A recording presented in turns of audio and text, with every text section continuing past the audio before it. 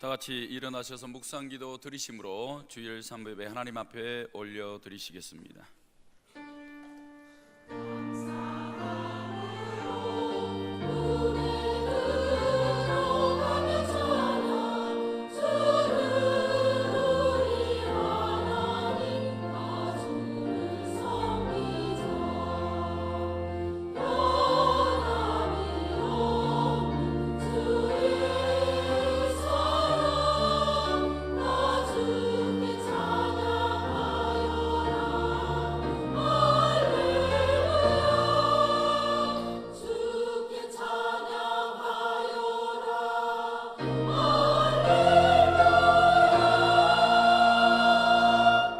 나의 영혼이 잠잠히 하나님만 바라며 나의 구원이 그에게서 나오는도다. 오직 그만이 나의 반석이시요 나의 구원이시요 나의 요새이시니 내가 크게 흔들리지 아니하리로다. 아멘. 살아계신 하나님 아버지의 이름이 사랑하는 오병이옥교회와 성도들 통해 거룩히 여김 받으시기를 원합니다. 우리의 예배를 흠양하여 주시기를 원하며 나라와 권세 영광이 아버지께 있사오며 예수님의 이름으로 기도하옵나이다. 아멘. 찬송가 19장입니다. 19장 찬송 드리겠습니다.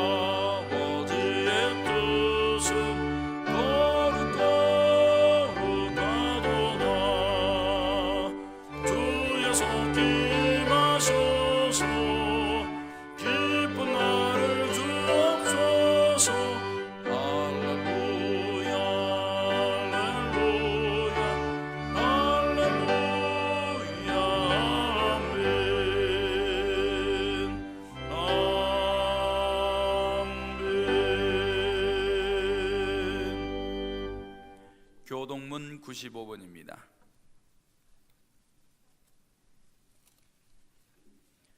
교동문 95번입니다.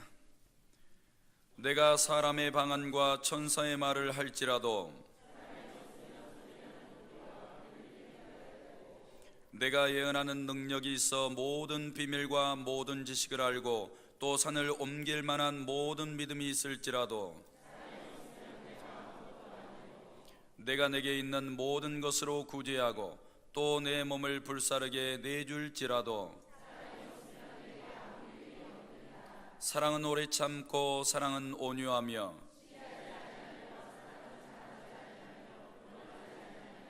물에 행하지 아니하며 자기의 유익을 구하지 아니하며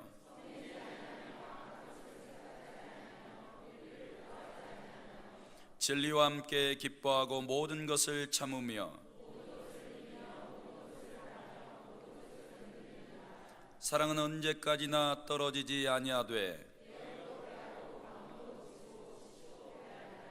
그런즉 믿음, 소망, 사랑 이 세 가지는 항상 있을 것인데 그 중에 제일은 사랑이라.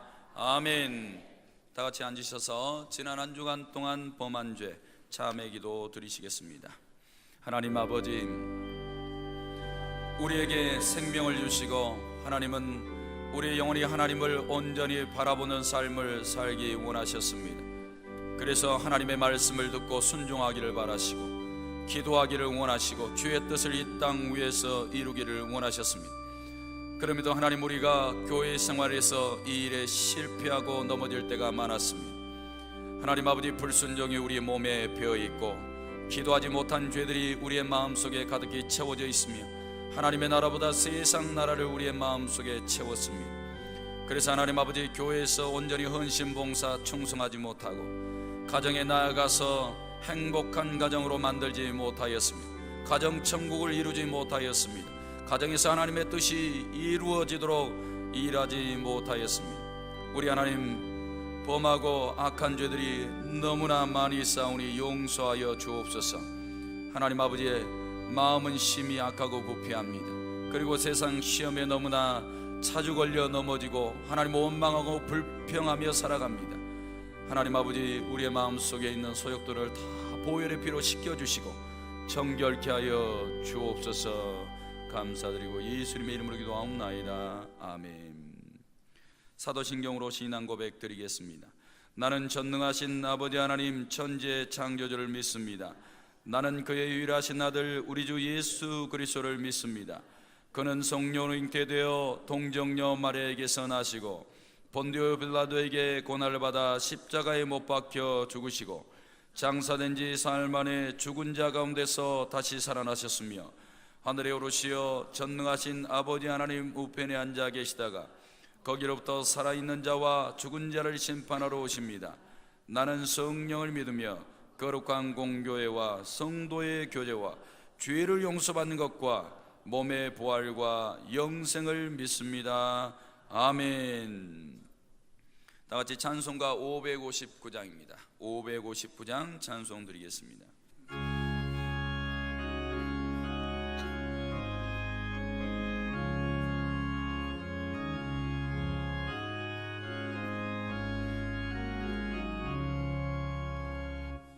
사절의 봄바람 불어있고 하나님 아버지 오셨으니 믿음의 반석도 든든하다.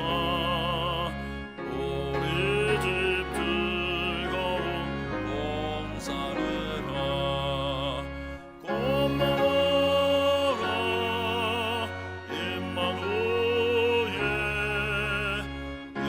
예수만 섬기는 우리 집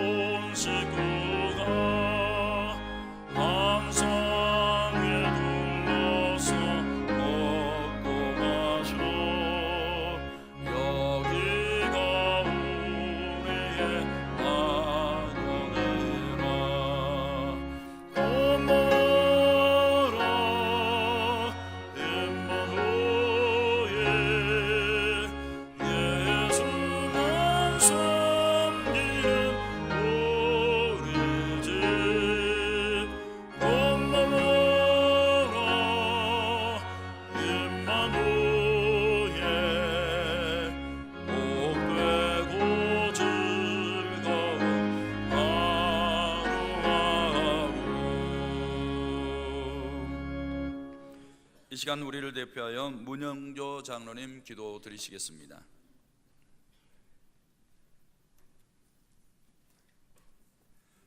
다 같이 기도드리겠습니다. 사랑과 은혜가 풍성하신 하나님, 거룩한 성일을 맞아 주님의 몸된 전에서 감사와 찬양과 경배드리는 성도를 통하여 하나님의 이름이 거룩히 여김 받으시옵소서.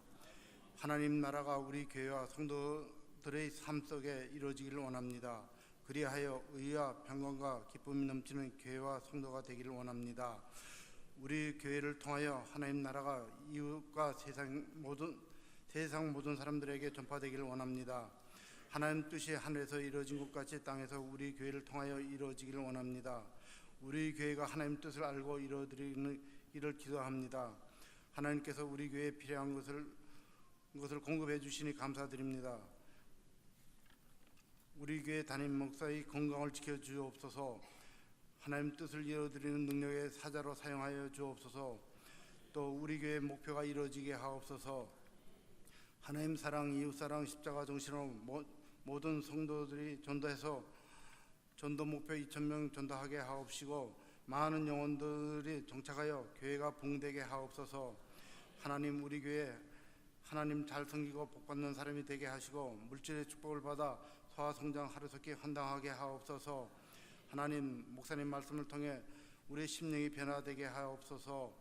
하나님 다른 사람의 죄를 용서합니다. 우리 교회에 상처를 주고 힘들게 했던 사람을 용서합니다. 예수님의 이름으로 용서합니다. 그들을 축복합니다. 하나님 다른 사람의 죄를 용서해 준 것까지 우리 죄도 사하여 주옵소서. 하나님만이 죄를 사하는 권세가 있을 줄 믿습니다. 하나님 우리 교회에 시험 들지 않기를 원합니다. 말과 행동으로 오는 시험, 돈 때문에 오는 시험, 가족들 때문에 오는 시험, 성품 때문에 오는 시험, 여러 가지 시험을 지켜 주옵소서. 하나님 우리 교회 악에서 구원하여 주옵소서. 우리 교회가 하나님 법을 어기는 악을 행하지 않게 하옵소서. 우리 교회는 연약하오니 하나님께서 악을 이길 힘을 공급하여 주옵소서. 언제나 악에서 지켜 주시옵소서. 악이 들어올 때 구원하여 주시옵소서. 하나님 나라와 권세와 영광이 영원히 하나님께 있사오며 주 예수 그리스도의 이름으로 기도드렸사옵나이다.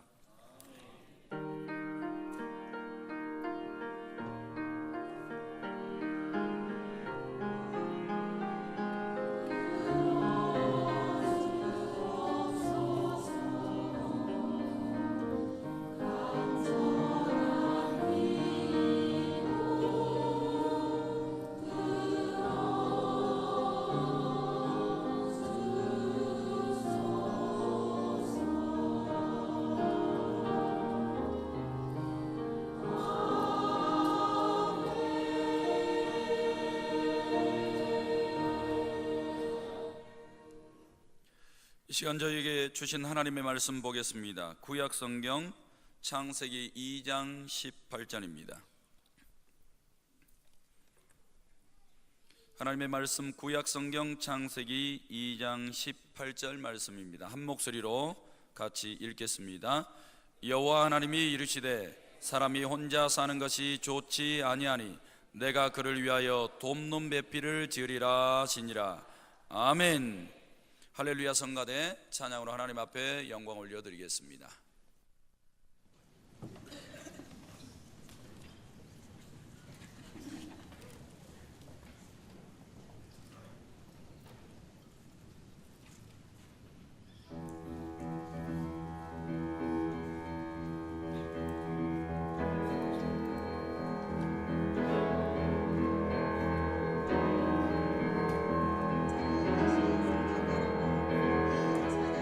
하늘나라 전복행 열차요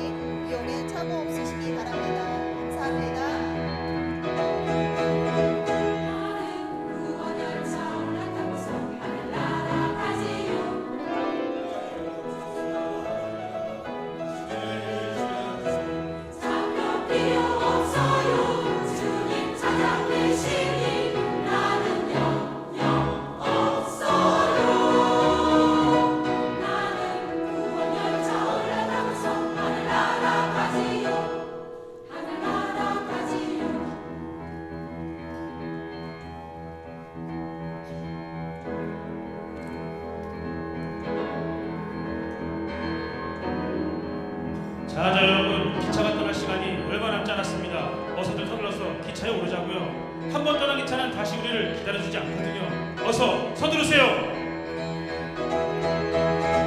주님 나를 항상 보호하시니 시험하도 겁없네. 푸른 하늘 보자 예수님 만나는 영원 생명 얻으리.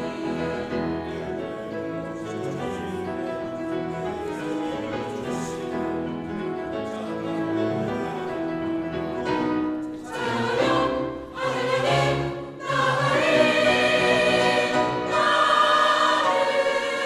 구원하주 올라가면서 하늘나라 가지요. 검은 시험을 면 달려들어도 전혀 겁내지 않죠. 일상 비록 없어요. 주님 사랑 대신이 나는 영영 없어요. 나는 구원하주 올라가면서 하늘나라 가지요. 나는 구원하주 올라가면서 하늘나라 가지요. 태양 연못으로 달려가다가 다시 내리지 않죠. 장도 필요 없어요. 주님 사랑 대신이 나는 영영 없어요. 나는 구원하주 올라가면서 하늘나라 가지요. 하늘나라 가지요.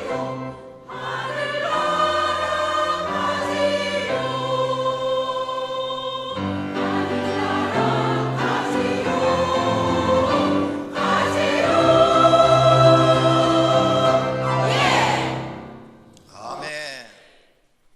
다 같이 하나님 사랑합니다. 할렐루야. 세상에 어려운 일 두 가지가 있다고 합니다. 첫 번째는 내 생각을 남의 머리에 넣는 일입니다. 두 번째는 남의 돈을 내 주머니에 넣는 일이에요. 첫 번째 일을 하는 사람을 선생님이라고 합니다. 자기 생각을 제자들에게 가르쳐서 자기 생각을 집어넣는 거죠.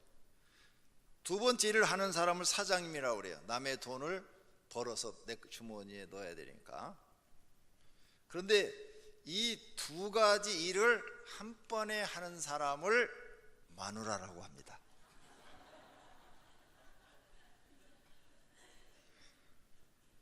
생각을 해보세요. 왜 그런가? 자, 그런데 선생님에게 대드는 것은 배우기를 싫어하는 것이고, 사장님에게 대드는 것은 돈 벌기를 싫어하는 것이랍니다. 그렇죠? 마누라에게 대드는 것은 살기를 싫어하는 것이죠.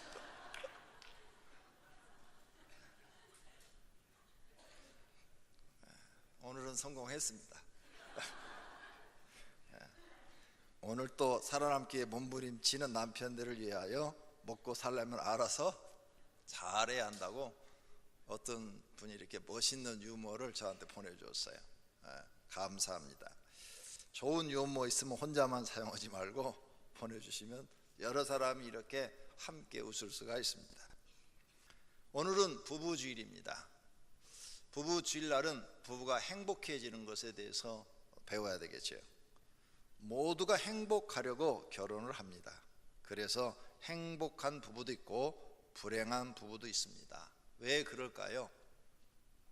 그냥 결혼만 하면 저절로 행복해지는 줄로 알고 있기 때문입니다. 행복은 저절로 행복해지는 것이 아닙니다. 노력하셔야 됩니다. 그래서 남자들은 여자의 심리를 아셔야 돼요. 남자하고 여자는 전혀 마음이 다릅니다. 남자처럼 생각하시면 안 되고, 여자들도 남자의 심리를 아셔야 됩니다. 제가 부부 주일날이므로 오늘까지 선물하라고 그랬는데 선물하신 분 한번 손 들어보세요. 부부 주일이 돌아와서 우리 선물하자. 두 사람밖에 없어요. 몇 사람 되네요. 고맙습니다. 여러분은 평생 행복할 줄로 믿습니다. 이렇게 순종을 잘하는 사람은 평생 행복해요. 아내 여자들은 옷을 좋아해요. 굉장히 옷을 좋아해요. 제가 말하는 게 아니고 이제 제가 이런 설교 준비를 하기 위해서는 모든 교수들이 한 데이터를 다 분석을 합니다. 통계에 나와 있는 것들을. 근데 여자들이 제일 좋아하는 게 옷이라고 그래요. 옷. 그 다음 또 옷을 입으면 무엇을 거쳐야 될까, 이게 걱정이래요. 옷만 좋아갖고는 안 된대. 여기다 뭘 걸어야 되니까 기도 걸어야 되고. 그 다음에 또 어디 나가려면 주머니에 돈이 있어야 된대. 돈, 현금. 이 세 가지 중에서 여자들은 뭘 좋아할까요?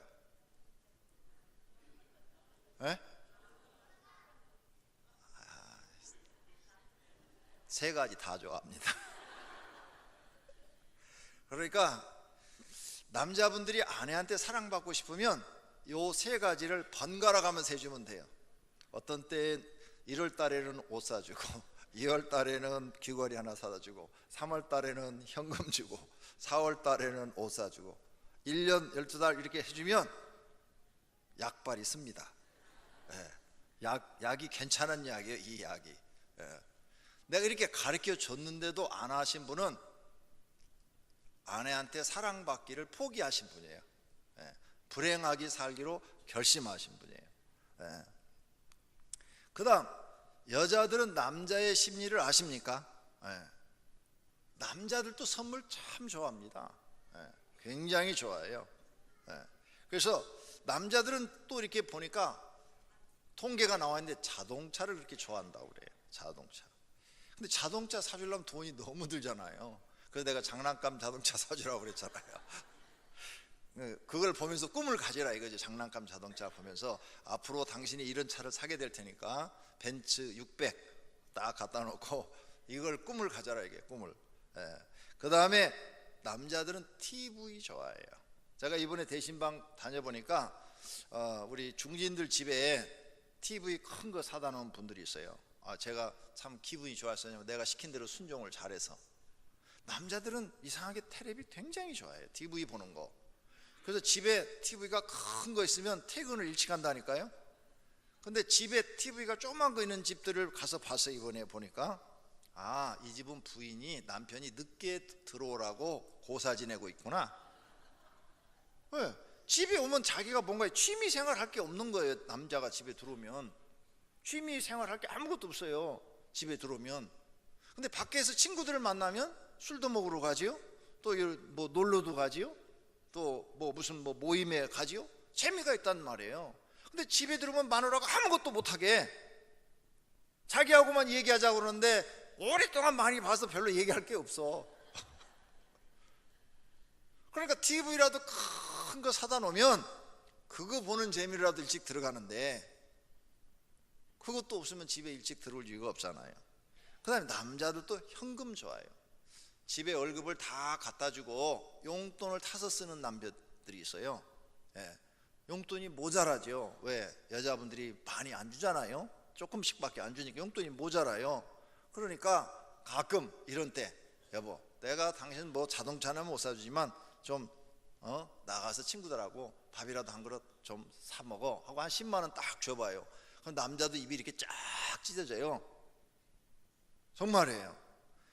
다 좋아합니다. 남자들도. 남자들은 또 자기 그 취미 생활이 있어요. 그 취미 생활을 각각 다 다르니까 거기에다 이렇게 선물을 사주면 좋아하는 거. 어떤 사람은 뭐 낚시를 좋아하고 어떤 사람은 등산을 좋아하고 막 이러잖아요. 그러면 등산 좋아하면 아웃도어 옷을 딱 사주고 그러면 굉장히 좋아하고 자기 부인한테 사랑받는 기분이고 더 잘해주고 싶고 이런 생각이 드는 거예요. 여자분들의 못된 심리 중에 하나는 남자한테 받으려고만 하지 주려고를 안 한다는 거죠. 돈도 가져라 하기만 하지 절대 주지를 않는 거예요. 그래서 남자들은 비상금을 만들어 놓는 거예요. 왜? 한 번 부인 주머니에 들어가면 절대 돈이 안 나오니까. 그래서 앞으로 남자한테 사랑받고 싶으면 가끔 용돈 외에 보너스를 자주 주세요. 그러면 알아서 일찍 들어옵니다. 그리고 그 보너스 갖고 다 안 쓰고 선물 사서 또 줘요. 그러니까 서로가 이렇게 심리를 알고 잘해 주시기를 바랍니다. 그러면 여러분 가정이 지금보다는 훨씬 행복한 가정이 될 줄로 믿습니다. 그 다음에 선물을 받을 줄도 알아야 돼요. 선물을 이렇게 딱 주면은 고맙습니다, 감사합니다, 돈을 주면 잘 쓰겠습니다, 이런 인사말도 할 줄 알아야 돼요. 제가 저희 집사람 39회 생일 때 39송이의 장미를 보냈어요. 괜찮은 남자죠. 배달을 딱 시켰어요. 인터넷으로 주문을 딱 해서 39시에 장미 딱 보냈어요. 그 당시에 아마 한 5만 원 정도 든 것 같아요. 39시 배달료가 이렇게 해가지고 딱 해서 이제 저녁에 들어갈 때 기대를 하고 들어갔어요. 야, 들어가면 오늘 저녁에 저녁 밥이 좀 상이 달라지겠지, 맛있는 반찬이 좀 많이 올라오겠지 하고 딱 들어갔어요. 아무 반응이 없어요. 그래서는 꽃 못 받았어? 그랬더니 받았어요. 근데 왜 반응이 없어? 그랬더니 다음부터는 현금으로 주세요. 그래가지고 제가 그날 이후로 지금까지 단 한 송이의 꽃도 선물한 적이 없어요. 선물 받을 줄을 모르는 거예요. 누가 선물을 주면 아유, 오늘 꽃을 줘서 참 고맙습니다, 화분을 줘서 고맙습니다, 옷을 사줘서 고맙습니다, 이 표현을 해야 다음에 또 사다 주는데 받을 줄을 모르고 엉뚱한 생각을 하고 있으면 누가 그 선물을 하려고 그러겠어요. 여기 계신 여자분들 앞으로 선물을 받는 것도 배우셔야 돼요. 또 남자분들도 선물 받는 것도 배워야 돼요. 선물을 주면 반드시 고맙다고 인사를 해야 돼요. 그래야 그 사람이 다음에 그 선물을 또 준비하는 거예요. 얼마나 좋아요. 39송이 받고 그 다음에 40송이 받고 50대 될 때 50송이 받고 60대 때 60송이 받고, 이야, 자랑거리잖아요. 자랑거리. 계속 받을 수가 있는 기회를 놓쳐버린 거예요. 여러분들도 선물을 잘 하시는 분들이 되면 부부가 상당히 좋은 관계가 될 줄로 믿습니다. 5월달 아직 남았습니다. 돌아가셔서 이번 주 안에 꼭 부부간에 서로 조그만한 선물이라도 하시기를 바랍니다. 여자분들 옷 사주려면 메이커는 뭐 50만 원, 100만 원씩 이상 가죠. 그리고 뭐 싼 거 주문해도 뭐 10만 원, 20만 원씩 가요. 꼭 그런 거 안 해도 됩니다. 그런 거 안 해도 돼요. 속옷 있잖아요, 메리아스. 제가 이렇게 저희 집사람 흉을 좀 오늘 보내요. 아내들은 좀 생각이 다른 것 같아요. 어느 날 보니까 메리아스가 이렇게 입고 있는데 하얀 메리아스가 구멍이 나 있어요. 그래서 여보, 왜 구멍난 메리아스 그거 버리고 새 거 입어? 그랬더니 아직 입을만 해요 그러는 거야. 입을만 해요. 그래서 아니야, 아니 당신이 돈이 없어 뭐가 없어, 왜 그런 걸 입고 살아? 좀 새 걸로 사서 입어. 그랬는데 한 달 후에도 보니까 또 이렇게 매일 갈아입는데 보니까 또 그런 게 또 보이는 거예요. 아니 지난번 그거 그대로 입고 있네, 안 버리고. 그랬더니 아직 입을만 하다니까요. 이게요 아내들의 마음입니다. 전략하는 마음. 옛날에 정주영 회장님도 떨어진 베리아스 입었대요. 그렇게 돈이 많으신 분도 양말 귀어 신었대요. 이 성실한 남편이나 아내들은요 그렇게 아주 근검 전략하며 삽니다. 여러분 아내들은 그 돈 몇천 원 아끼려고 속옷을, 메리아스를 새 걸 안 사요. 그냥 떨어져서 못 쓸 때까지 입는 거예요. 우리 어머니도 보니까 떨어진 메리아스 입고 계시더라고. 그래서 내가 어머니 이거 바꾸세요 그랬더니 아니 안 바꾸셔, 그걸 왜 버리냐고, 아직 입을 만하다고. 참 그때 남자분들이 속옷 메리아스 새거 여름에 시원한 거 모시로 된 거 하나 딱 사다 줘봐요. 얼마나 고맙게 생각하시겠어요. 그런 게 바로 정이고 사랑인 줄로 믿습니다. 조그만 거 해줘도 돼요. 여러분 자꾸 뭐 옷 사주라니까 뭐 큰 거 몇십만 원짜리 없는데 아니 그건 돈만 원이면 해결될 수 있는 거예요. 이렇게 한다면 서로 부부간에 행복한 날이 불행한 날보다도 더 많을 줄로 믿습니다. 잠언 21장 14절을 보십시다. 은밀한 선물은 노를 쉬게 하고 품 안의 뇌물은 맹렬한 분을 그치게 하느니라. 선물은 노를 쉬게 하고 또 선물을 주면 맹렬한 분도 그치게 한대요. 여러분 지금 혹시 서로 의견이 안 맞아서 부부가 이렇게 다투었습니까? 그러면 저녁에 올 때 남자들이 선물을 사오십시오, 아내한테. 그래서 아내한테 선물을 줘요. 그럼 첫날은 안 받아요. 팍 집어 던져요. 둘째 날 또 다른 선물 사다 주세요. 그러면 그때는 가만히 놔둬요. 세 번째 날 또 다른 선물 사다 줘 보세요. 그러면은 뭘 이런 걸 사와요 하면서 가져요. 풀어졌다는 거예요. 풀어졌다는 거. 선물은 노를 쉬게 한다고 성경에 써놨잖아요. 안 그러면 여러분 그 한번 토라진 거, 여자들은 속이 좁아갖고요 한 달씩 갈 수도 있어요. 아니면 일주일 갈 수도 있고, 반대로 남자가 한 달씩 안 풀어지는 사람도 있어요. 그런 사람은 회개해야 돼요. 잠언 18장 16절에 사람의 선물은 그의 길을 넓게 하며 그랬어요. 선물을 자주 주는 사람은 그 사람의 길이 넓어진대요. 또 존귀한 자 앞으로 그를 인도하느니라. 그 사람이 나중에 존귀한 자가 된대요. 성공하고 싶으면 만나는 사람에게 자주 선물하는 사람이 되세요. 그러면 많은 사람을 사귈 수 있고, 그 사람들은 다 좋게 생각해요. 그 사람에 대해서 선물 받은 사람은 선물 준 사람을 항상 좋게 생각합니다. 잠언 19장 6절을 보세요.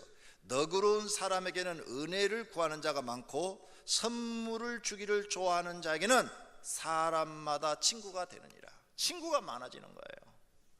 여러분 친구들 오랫동안 동기들을 이렇게 만나면 어떤 친구는 만나면 맨날 선물 주죠. 주변에 친구가 참 많아요. 근데 100번을 만나도 커피 한 잔도 안 사는 친구가 있어요. 그런 친구가 있어요. 여러분 모임 중에. 만나기 싫어요. 그 사람은. 만나면 내가 또 밥 사주고 또 커피 사줘야 돼. 성경대로 사시면 길이 열리고 좋은 사람들을 많이 만나게 될 줄로 믿습니다.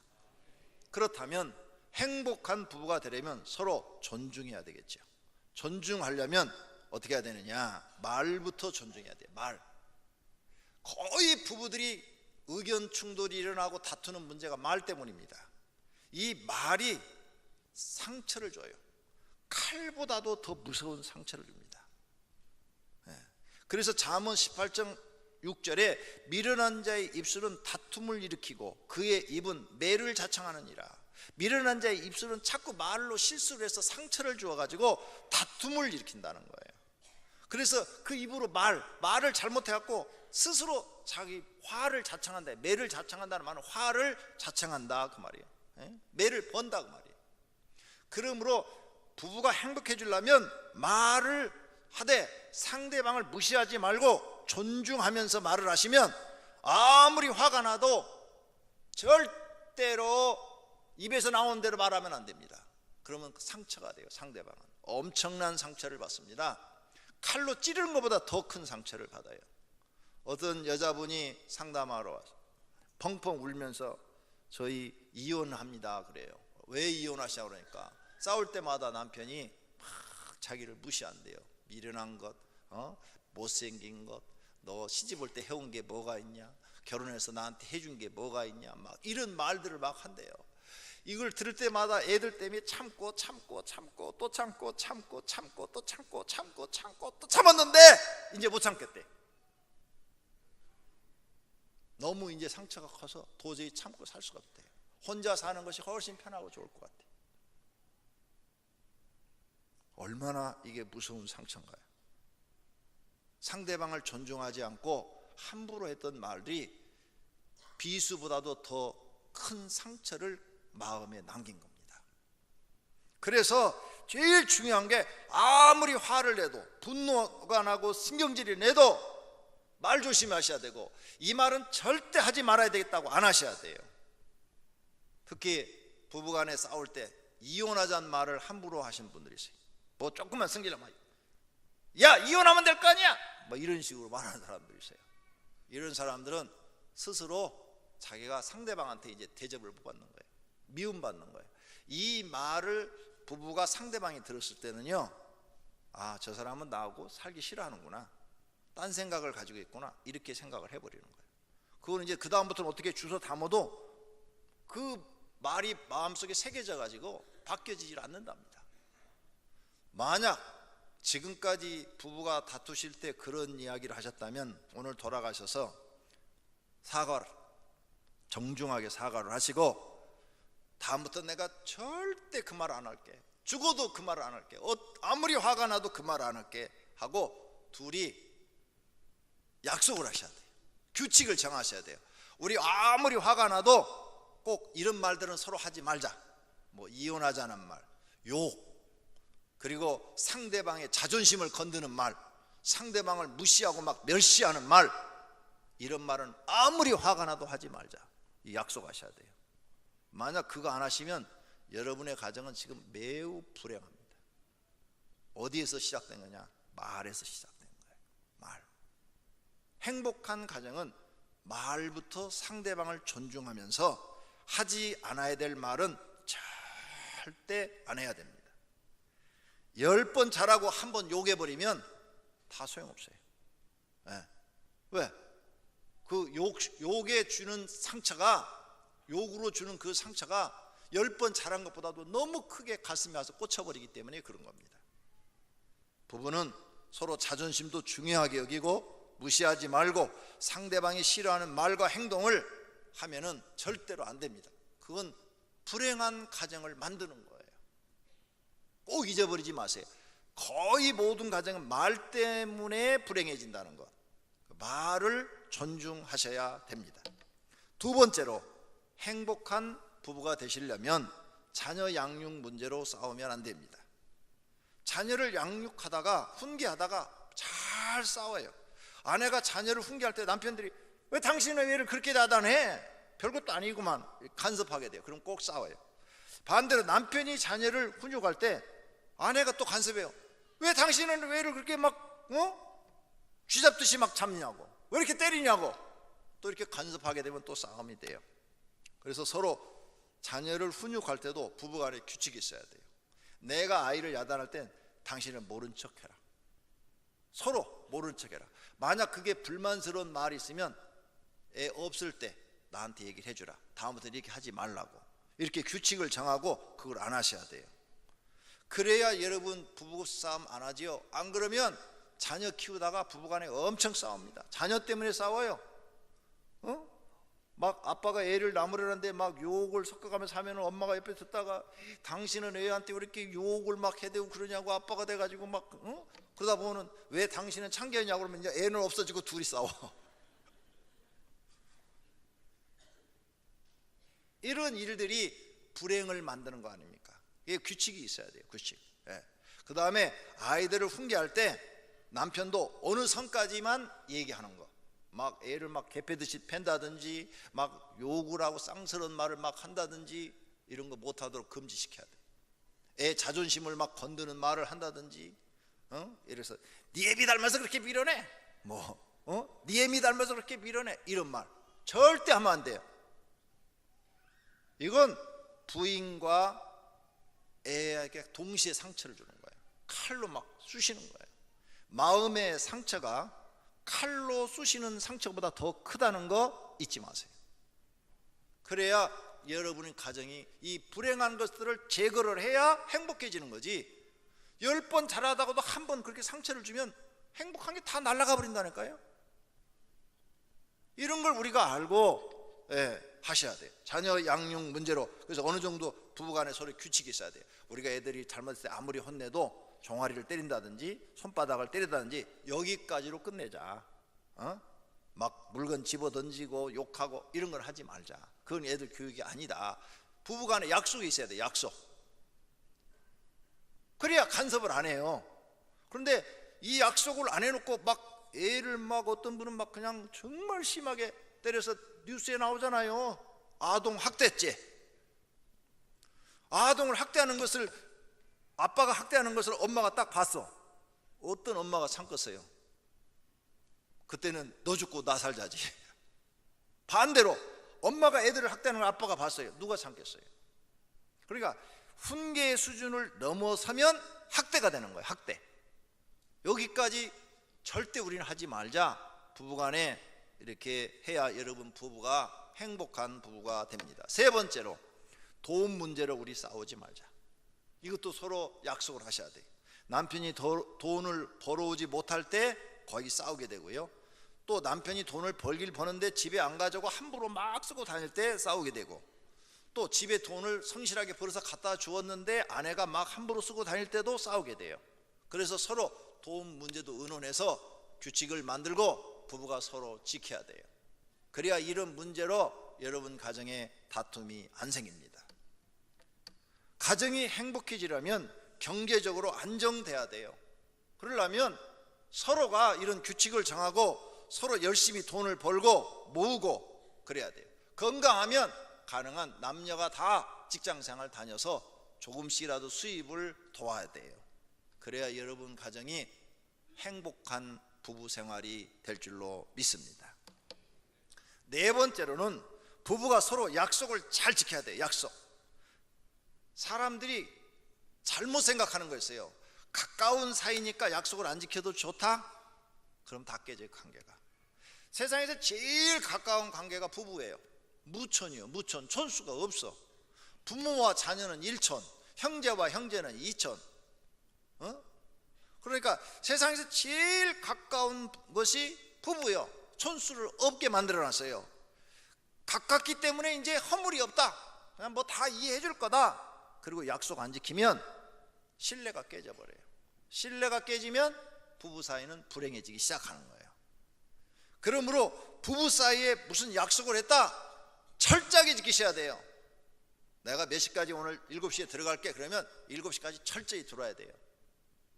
내가 아이들한테 뭘 이렇게 해주겠다. 약속하면 철저하게 지켜야 돼요. 내가 다음 주 토요일 날 집안일 무슨 일 해줄게. 그러면 그거 해줘야 돼요. 약속을 입으로 한번 탁 뱉으면 철저하게 부부가 지켜야 돼요. 아내도 지켜야 되고 남편도 지켜야 돼요. 그런 부부가 행복합니다. 그러면 서로 신뢰가 깨지질 않아요. 근데 이제 같이 사니까 뭐 다 이해해 주겠지 그러고 그냥 약속을 하나도 안 지키고 막 아무렇게 살면 신뢰가 깨지고 이제 당신은 말하면 무슨 소용이 있어? 지키지도 않을 거. 이렇게 나와버리면 부부는 불행하게 되는 거예요. 믿어지지가 않기 때문이죠. 그러므로 그 약속을 안 지킬 때마다 서로 다투고 싸우게 되고 자존심 건들게 되고 이러다 보니까 행복과는 거리가 멀어지는 것입니다. 다섯 번째, 행복한 부부가 되려면 서로 돕는 것을 실천하셔야 돼요. 오늘 본문 말씀에 여호와 하나님이 이르시되 사람이 혼자 사는 것이 좋지 아니하니 내가 그를 위하여 돕는 배필을 지으리라 하시니라. 그를 위하여 돕는 배필을 지으리라. 성경의 결혼 제도는 서로 도우라고 한 거예요. 근데 세상의 결혼 제도는 서로 사랑하기 때문에 하는 거예요. 그래서 왜 사랑하기 때문에 하느냐? 결혼해서 더 사랑하고 싶고 또 사랑받고 싶어서 하는 거예요. 이게 세상의 결혼 제도예요. 근데 이 말이 굉장히 아름답죠. 서로 사랑하기 위해서 결혼하고 더 사랑받고 싶어서 결혼하는 거. 이 아름다운 말 속에 사단의 관계가 들어있다는 거죠. 근데 사람들이 그걸 모르는 거예요. 말이 아름다우니까 결과도 아름다울 줄 아는 거예요. 절대 그렇지가 않아요. 사단은 세상에 거짓말을 너무 많이 퍼뜨려 놨어요. 그래서 사람들이 다 섞고 사는 거예요. 근데 성경은 사랑 때문에 결혼하는 게 아니라 서로 돕기 위해서 배필을 만드셨대요. 그러니까 여러분 이제 교회 나와서 여러분 이 진리를 배웠어요. 돕기 위해서 결혼했다. 그러니까 여러분은 지금부터 결혼 생활을 왜 하느냐? 부부 생활을 남편은 아내를 도와주기 위해서 또 아내는 남편을 돕기 위해서 결혼하는 거예요. 그래서 상대방을 여러분이 얼마나 도와줬는가 아니면 괴롭혔는가를 생각해 보세요. 내가 아내를 많이 도와줘서 아내가 나 때문에 만족해하고 행복했으면 그 사람은 훌륭한 남편으로서의 할 의무를 다한 거예요. 아내로서 남편을 도와줬고 남편이 나 때문에 행복해하고 만족해하는 시간이 많았다면 그건 아내로서의 의무를 다한 거예요. 그런 사람은 행복하다고 그래요. 나는 우리 마누라 참 잘 얻었어. 나는 우리 마누라가 정말 나한테 큰 도움이야. 내 남편이 내 인생에 큰 도움이야. 그런 사람은 결혼 잘했다고 그럽니다. 우리 남편 다시 태어나면 절대 그 사람은 결혼 안 해. 그래버리면 그건 행복이 아니에요. 불행이에요. 불행. 왜? 안 도와준 거예요. 안 도와줬기 때문에 그 말이 나오는 거예요. 자꾸 도와줬으면 그 말이 안 나와요. 근데 이렇게 서로 돕는 것이 뭐예요? 사랑이요. 사랑. 실천이요. 사랑 실천. 말이 필요 없어. 그러면 부부 생활이 아주 행복해지는데 서로 인생을 도와가면서 사는데 서로 자기 갈 길 가면 불행한 거죠. 둘 다 불행한 거예요. 그러므로 성경 말씀대로 사시면 모든 사람이 행복해질 줄로 믿습니다. 돕는 것이 사랑 실천이라는 것을 기억하시기를 바랍니다. 할렐루야. 오늘 이 말씀을 들은 성도님들 집에 가셔서 도와주세요. 남편들은 아내를 도와주세요. 아내가 장점이 있고 단점이 있어요. 여러분 마음에 안 찰 수도 있어요. 그래도 도와주세요. 아내들도 남편을 도와주세요. 그러면 세상에 내 아내밖에 없다 이렇게 말을 할 것입니다. 꼭 그런 부부가 되시기를 바랍니다. 여섯 번째로 행복하려면 어른이 돼야 됩니다. 불행한 부부는 보면은 사소한 일로 다툼이 많습니다. 사소한 일로 분을 쉽게 내요. 잠언 15장 18절에 분을 쉽게 내는 자는 다툼을 일으켜도 노하기를 더디하는 자는 시비를 그치게 하느니라 그랬어요. 사소한 일로 자꾸 화를 자주 내요. 이런 가정은 100% 불행합니다. 여러분 가정의 불행한 원인이 사소한 일로 자꾸 화를 냈기 때문에요. 지금 이런 것들이에요. 이런 것들을 제거하면 여러분 가정은 이제 행복해지는 거예요. 그러면 어른은 사소한 일로 화를 내서는 안 돼요. 큰 일이 아니면 화를 낼 필요가 없어요. 이해하고 용서하는 부부가 돼야 돼요. 그래서 남편은 아내한테 자상한 아빠가 돼야 돼요. 아빠들은 대개 딸들을 무한적으로 사랑해요. 딸들이 잘못하면 다 이해해주고 감싸주고 포옹해줘요. 아내가 좀 잘못해도 다 이해하고 감싸주고 포옹해주면 돼요. 아내가 실수할 수도 있어요. 그럼 다 이해해줘야 돼요. 돈째발 들고 시장을 갔는데 쓰리꾼한테 싹 쓰리 맞았어요. 거기 한 20만 원 들었는데 잃어버렸어요. 집에 와가지고 속상해가지고 남편이 들어오니까 오늘 나 시장에 가서 쓰리 맞아 20만 원 잊어버렸어요. 그러면 여보 어디 다친 데 없어? 쓰리꾼이 뭐 어디 칼로 어디 살 같은 데 다친 데 없어? 괜찮아요. 아유 당신 안 다쳤으면 됐어. 20만 원은 또 나중에 벌면 되지. 이렇게 자상한 아빠가 돼줘야 돼요. 딸이 그랬다면요 그렇게 말을 해요. 근데 마누라가 그랬다면은 이 옆편내가 아니 시장 갈 때 무슨 돈을 그렇게 많이 갖고 다녀? 막 야단을 하고 난리를 쳐요. 20만 원 어서 빨리 만들어 와. 막 그런 가정은 불행해요. 그래서 아내가 실수를 해도 다 감싸줄 수 있는 남편이 돼야 돼요. 딸처럼 생각하고. 그 다음 반대로 아내는 남편에게 넓은 마음을 가진 엄마가 돼야 됩니다. 남자도 실수를 해요. 많이 해요. 여자보다 더 할지도 몰라요. 왜? 꼼꼼하지가 않아. 남자들은 생각이 단순하고 털털하기 때문에 더 많이 할 줄 몰라요. 그래도 아내가 다 넓게 이해하고 감싸주면 그 남편은 세상에 우리 마누라밖에 없어 이래요. 그런데 조그만 실수를 하고 뭐하면 막 꼬집고 야단하고 막 그냥 폭언을 막 해대고 그러면은 나는 마귀 할멈하고 살아 그래요.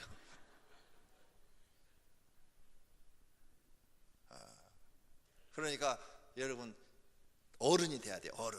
이제 어른이 되셔야 돼요. 어린애 같은 생각을 버리고 어른은 상대방을 잘 이해하고 용서를 잘하는 사람이 어른이에요. 넓은 마음을 가진 어른들이 되시기를 바랍니다. 결론으로 행복한 부부는 서로 노력해서 만드는 것이지 저절로 되는 것이 아닙니다. 그래서 성경 말씀 우리가 듣고 저 말씀이 맞다 그러면 그대로 사는 것이 행복한 부부가 되는 줄로 믿습니다. 나를 버리고 하나님 말씀을 기준으로 사는 거예요. 새로운 진리대로 사는 거예요. 그래야 내가 변화되고 새 사람이 돼서 행복한 삶을 살게 되는 것입니다. 가정의 시작은 부부입니다. 부부가 행복해야 나머지 가족도 행복한 거예요. 부부가 맨날 다투고 싸우면 애들도 불안하고 불행한 거예요. 그러므로 부부가 먼저입니다. 서로 돕는 부부가 돼야 됩니다. 자녀나 다른 가족이 먼저가 아닙니다. 어떤 분은 부부보다는 부모님한테 더 잘하고 형제들한테 더 잘하고 자식들한테 더 잘하는 분들이 있어요. 그건 잘못한 겁니다. 여러분 부부가 서로 좋아야 나머지도 좋은 관계가 되는 겁니다. 부부에게 돈과 시간을 많이 투자하셔야 됩니다. 연애할 때 보십시오. 결혼 전에 보면은 날마다 만나잖아요. 날마다 어제 만났는데 오늘 또 만나고, 오늘 만나 내일 또 만나자고 약속하고 날마다 만나요. 시간을 투자하는 거예요. 시간. 근데 결혼하고는 이제 시간을 투자 안 해. 그러면 멀어지는 거예요. 그리고 또 날마다 만나면 밥 먹고 커피 마시고 막 이러잖아요. 그럼 그게 돈도 투자하는 거잖아요. 결혼해서도 그렇게 한번 해봐요. 그러면 얼마나 그 행복한 삶이 오랫동안 지속되겠는가.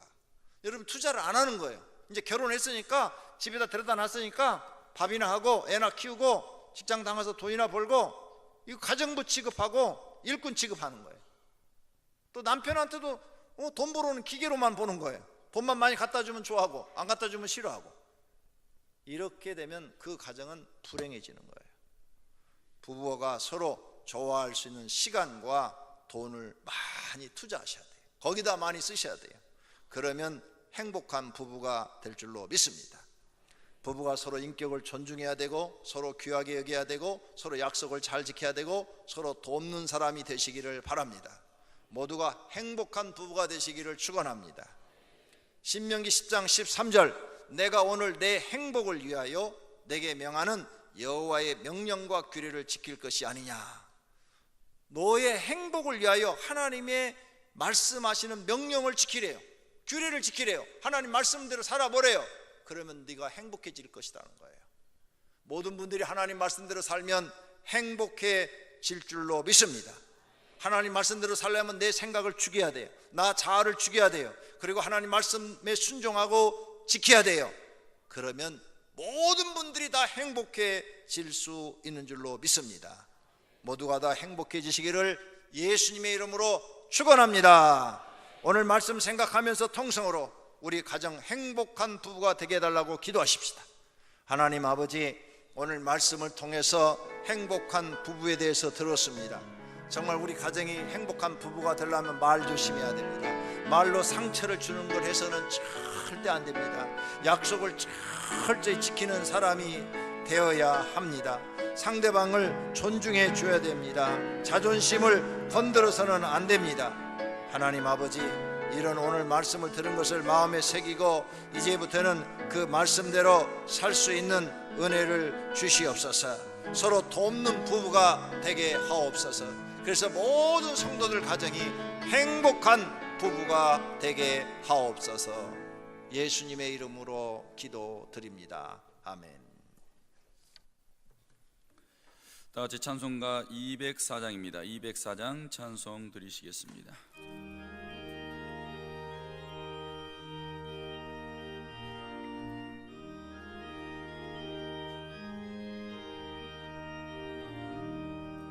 주의 말씀 듣고서 준행하는 자는 반석 위에 돋았고 집을 지음 같아.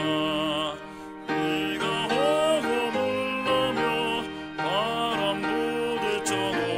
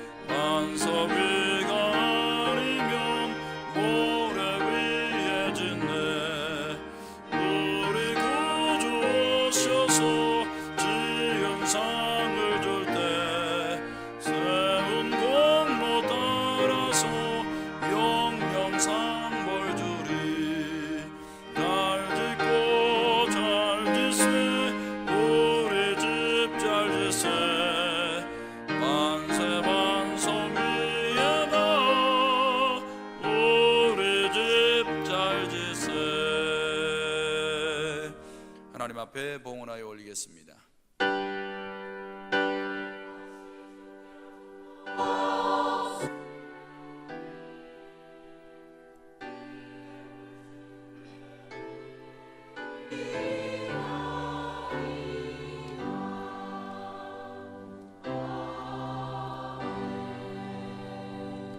살아계신 하나님 앞에 믿음으로 예배를 드리고 헌금을 드렸습니다.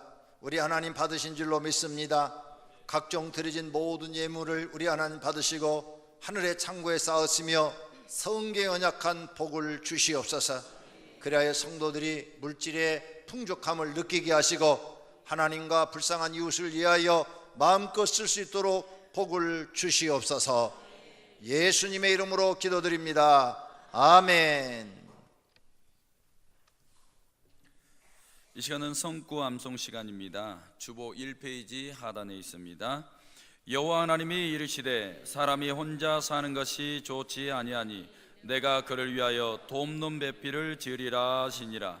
창세기 2장 18절 말씀. 아멘. 다 같이 일어나셔서 주기도문송 드리시겠습니다.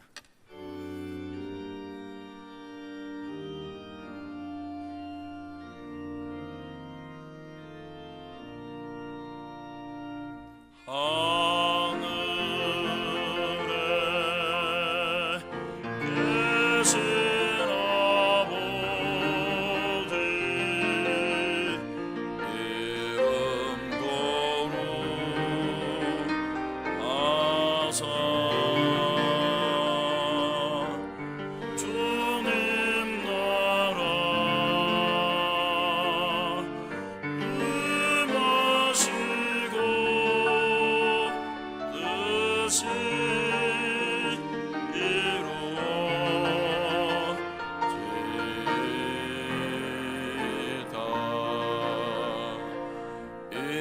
일용할 양식 주시고 우리들의 근대 다 용서하옵시고 시험에 들게 마시고 악에서 구원하소서. 내게 주인 나라 주의 권세 주의 영광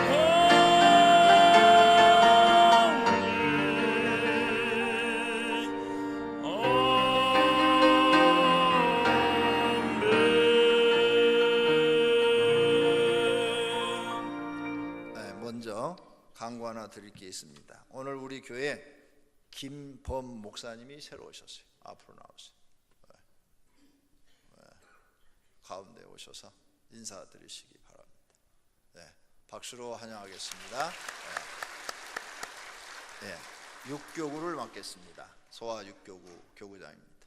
그리고 오늘 우리 양기대 시장님이 우리 교회 이 건축하고 하는데 많이 도와주셨는데 우리 교회 등록하셨어요. 옛날에 등록교인이에요 우리 교회. 오늘 오셨습니다. 여러분에게 인사드리겠습니다.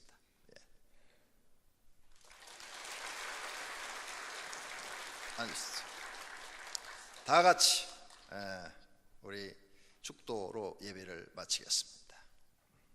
하나님 아버지, 오늘 이 시간에 하나님 앞에 나와 머리 숙여 예배드린 사랑하는 권속들과 그 가정에 있는 식구들과 다니는 직장과 경영하는 사업장 위에 이제부터 영원토록 하나님이 주신 복으로 가득 채워지기를 축원하옵나이다.